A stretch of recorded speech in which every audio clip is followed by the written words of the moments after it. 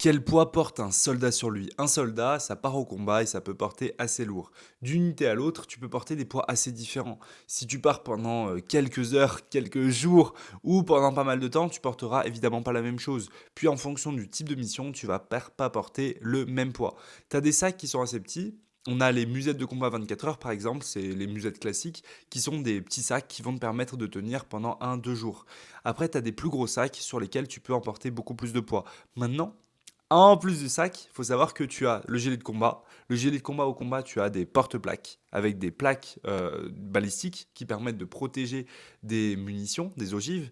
Et ces plaques-là, elles pèsent lourd, très lourd. Tu vas te retrouver avec un gilet de combat qui va peser une quinzaine de kilos.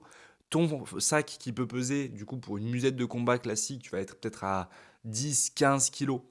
Avec un gros sac, tu seras plus aux alentours des 25, voire 30 kilos. Plus tu as ton arme, ton casque, là on est à 5-6 kilos, les chargeurs, tout ça, allez 7 kilos. Tu vas vite te retrouver avec tout équipé, 45 kilos, assez rapidement. Et on s'en rend pas forcément compte. Et ça, c'est dans des unités plutôt classiques. Si tu vas sur des mecs, des tireurs d'élite, les tireurs d'élite, ils ont leur fusil principal, leur fusil de tireur d'élite. Ils ont, pour les tireurs de précision, bah, en général, aujourd'hui, ils ont un fusil.